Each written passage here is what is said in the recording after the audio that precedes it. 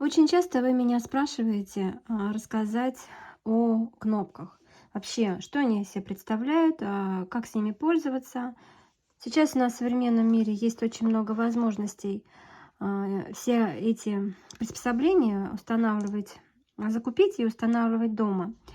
В этом нет проблем. И поэтому, так как многие любят шить, многие хотят научиться шить, и у многих начинает вопрос, как с ними пользоваться. Если бы я не была бы, не сталкивалась, я бы тоже, наверное, с этой проблемой бы столкнулась, хотела бы узнать. Ну, вот я хочу рассказать маленечко о кнопках, о том, какие они бывают. Ну, во-первых, их очень много разновидностей, и кнопки бывают разных видов. Альфа, она же омега.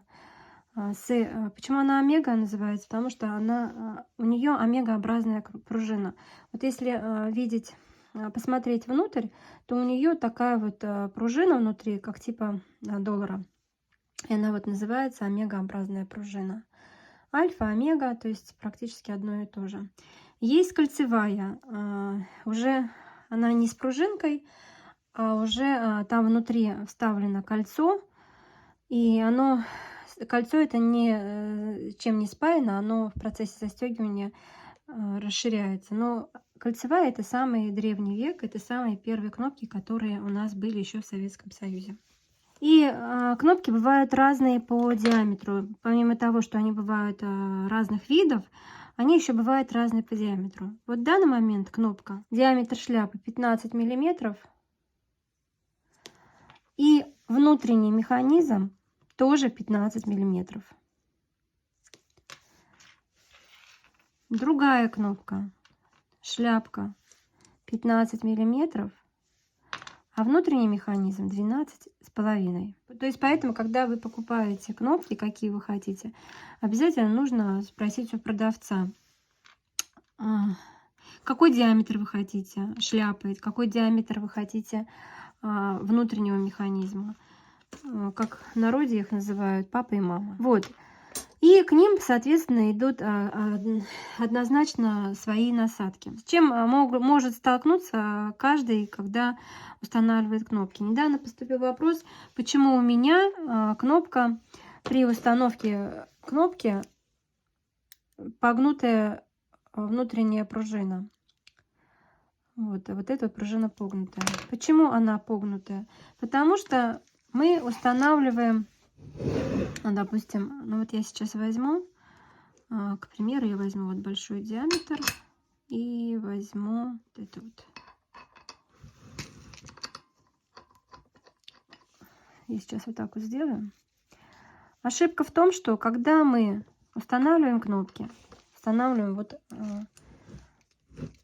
шляпку и к ней ответную часть, крышечку, и берем, мы надавливаем, и получается так, что мы упираемся именно вот на эту омегообразную пружину. Почему мы на нее упираемся? Потому что вот эта пружина, она по диаметру меньше вот этого механизма. Вот если я даже сейчас хочу вдеть, оно без защелкивания, без того, как мне отогнуть, помочь нужно отогнуть в сторону, она не сядет. Вот я ее отогнула, она села. Получается, я помогла. А когда уже мы на изделии, что у нас вот это вот идет сверху надавливаем, получается, да, от удара, она проскакивает через вот эту нашу так называемую омегообразную пружину, и она ее искривляет. То есть, во-первых, она становится вогнутой, искривленной, и уже нарушилась функция застегивания. У всех омегообразных пружин, вот еще раз покажу, я сейчас одену, и она не пролетает, не пролетает. Если я буду на нее давить, она может погнуться. Поэтому делаем так. Огибаем вот эту пружинку в сторону и защелкиваем. Это у большого диаметра кнопки. Сейчас покажу у маленького диаметра кнопки, которая 12,5. То же самое. Она не пролетает, она лежит, И я сейчас ей должна вот так вот помочь отогнуть, и она защелкивается. Поэтому изначально получается, что мы надеваем верхнюю насадку. И прежде чем нам пробить кнопку в установленную нашу шляпку, мы вставляем не на шляпку, а защелкиваем ее на верхнюю насадку. Вот так вот щелчок сделался, все, она оделась. И уже потом только пробиваем. Все, кнопку мы поставили. И хочется пометить, если внутри, вот там вот мы расфальцевали, получается, внутренний наш кругляшочком стала она, внутренняя наша стойка, так называемая стойка самой крышки. Если она расфальцевалась ровно, то насадка у вас хорошая. Если там внутри сделала 2-3 разрыва, то насадка у вас некачественная. Поэтому обращайте внимание внутрь самой кнопки, как она расфальцевала. То же самое и по люверсам. У нижней части практически то же самое. Мы установили насадку для нижнего механизма кнопки, установили верхнюю насадку. Она обычно вот с таким вот прорезиненным ободком, это означает для нижней насадки. И казалось бы, нам нужно сейчас установить нижнюю часть кнопки и к ней крышечку, да? Но в таких случаях обычно на нижнюю, на верхнюю не устанавливают, а на нижнюю устанавливают шайбу, пластмассовую шайбу. Именно для того, чтобы, во-первых, вот эта вот пластмассовая шайба, она сама по себе, она больше всегда по диаметру самого ободка механизма кнопки. Она больше. И она предотвращает, это же железо, а это пластмасс. И оно предотвращает от разбивания ткани. Потому что железо со временем вдруг кнопка расслабится или что, да, и вообще даже если сильный удар, то она может пробить ткань. И потеря получается внешнего вида кнопки.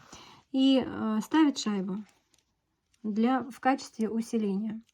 Вот, мы поставили шайбу, поставили нижнюю часть кнопки. И получается так, что нам нужно сейчас установить вот эту вот такую крышечку, да, к ней ответную, считай, часть. Можно ее поставить вот так вот сразу. Взял сюда и зажал, кнопку установил. Но рекомендуют именно вот эту часть надеть туда, в этот механизм. Прям зажать ее туда. Как сказать, зацепить. И уже потом пробивать.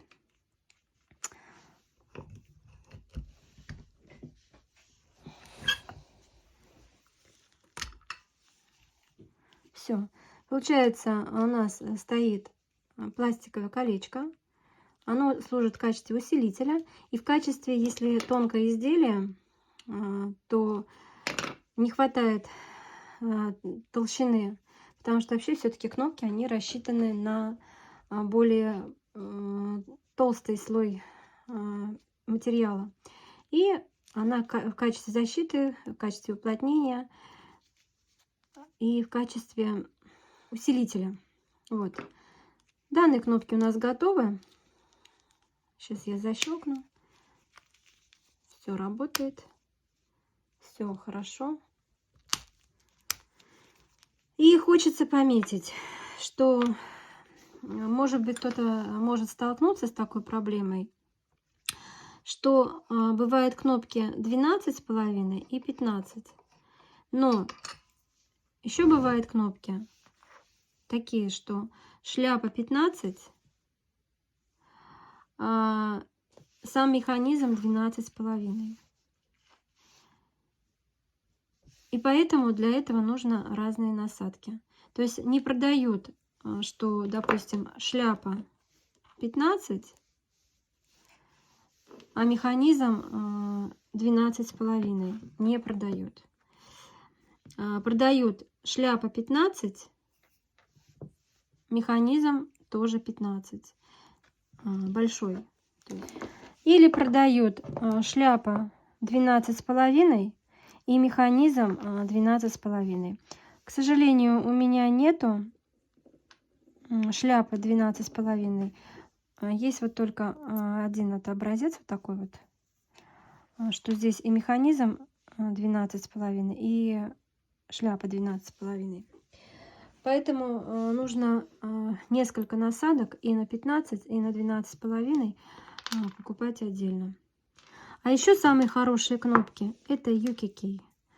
У них такой интересный механизм, что там нету никакой ни омегообразной пружины, ни какой кольцевой, но они из такого хорошего, они тяжелые, такого хорошего качественного металла, и внутри там нет никакой пружины, а там резьба, там литая резьба, которая вот защелкнем, и уже потом с трудом она снимается. Даже вот у меня есть, вот тут написано UKK. Вообще хорошая очень фирма, качественная. Но стоит, конечно, она... Последний раз мы ее закупали 100 рублей кнопка, по-моему. Очень дорого. Ну вот, вроде бы как немножко объяснила. Не знаю, нужно, конечно, много можно говорить о разных кнопках. Но как-то так, что кнопки... Это такой вот индивидуальный подход, что нужно обязательно на каждый диаметр подбирать определенные насадки. И потом уже смело не ошибетесь при пробивании кнопок на изделие.